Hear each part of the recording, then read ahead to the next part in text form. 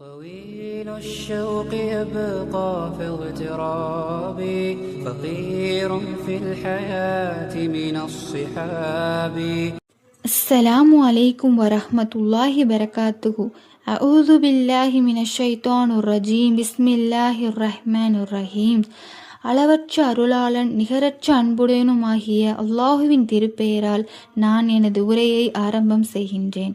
அன்பு சகோதர சகோதரிகளே, எனக்கு கொடுக்கப்பட்டுள்ள தலைப்பு சொர்க்கத்தின் நிலை. இஸ்லாமில் சொர்க்கம் என்பது ஜன்னத் என்று கூறப்படுகிறது. அது அல்லாஹுவின் நம்பிக்கையுடன் வாழ்ந்து நற்செயல்கள் செய்பவர்களுக்கு அல்லாஹ் வாக்களித்த ஒரு மகிழ்ச்சியான இடமாகும். இது இன்மை வாழ்வு ஒரு சோதனை. அதன் முடிவில் நம்பிக்கை மற்றும் நற்செயல்களால் அடையும் நிரந்தர வெகுமதிதான் சொர்க்கம். இந்த உலக வாழ்க்கை தற்காலிகமானது, துன்பங்களும் சோதனைகளும் நிறைந்தது. ஆனால் அல்லாஹுவை நம்பி நேர்மையான வழியில் நடப்பவர்களுக்கு நிரந்தரமாக அமைதியான இடமுண்டு. அதுதான் சொர்க்கம். அல்லாஹ் குர்ஆனில் கூறுகிறான், நம்பிக்கையுடன் நற்செயல்கள் செய்பவர்களுக்கு கீழே ஆறுகள் ஓடும் சொர்க்கம் உண்டு என்று. நம்மால் கற்பனை கூட செய்து பார்க்க முடியாத அளவிற்கு அல்லாஹ் சொர்க்கத்தை நமக்காக தயார் செய்து வைத்துள்ளான்.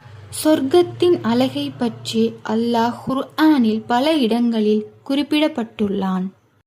கீழே ஆறுகள் ஓடும் தோட்டங்கள், அழகான மாளிகைகள், தங்கமும் வெள்ளியும் அலங்கரிக்கப்பட்ட பாத்திரங்கள், இனிமையான உணவுகள், என்றும் அழியாத இளமை, எந்த துயரமும் இல்லாத வாழ்க்கை.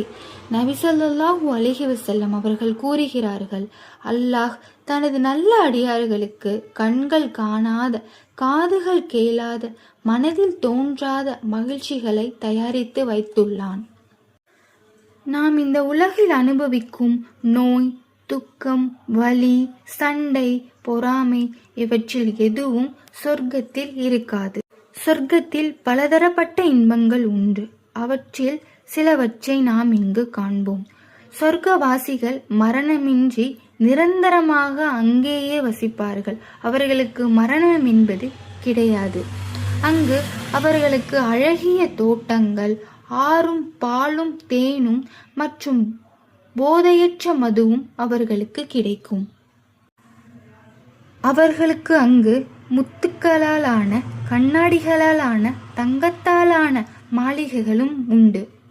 உடல் நலக்குறைவு, அசுத்தம், நோய், கவலை, முதுமை இவை யாவும் அங்கு கிடையாது. அங்கு வசிப்பவர்கள் என்றும் இளமையுடனேயே இருப்பார்கள்.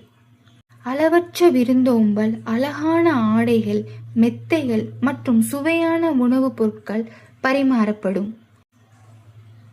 இவற்றை விட பெரிய அருள் என்ன தெரியுமா? சொர்க்கவாசிகளுக்கு அல்லாஹுவின் தரிசனம்.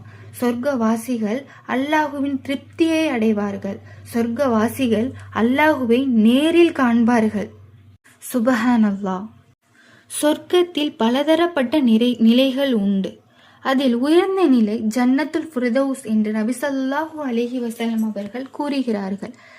நீங்கள் அல்லாஹுவிடம் சொர்க்கத்தை கேட்கும் போது ஜன்னத்துல் ஃபிர்தௌஸை கேளுங்கள் என்று கூறுகிறார்கள்.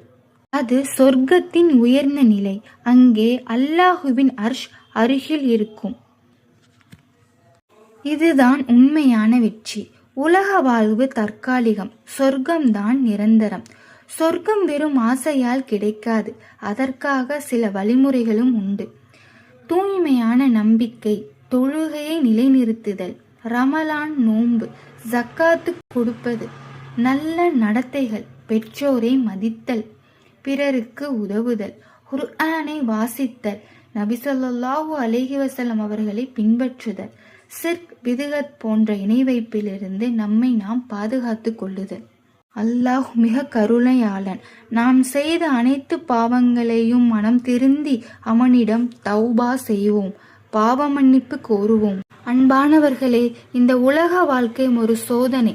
சொர்க்கம்தான் நமது இலக்காக இருக்க வேண்டும். நாம் நம்முடைய வாழ்வை சீர் செய்து அல்லாஹுவின் கட்டளைகளை பின்பற்றி நற்செயல்களை நிலைநிறுத்தினால் இன்ஷா அல்லாஹ் நாமும் சொர்க்கவாசிகளாக இருப்போம்.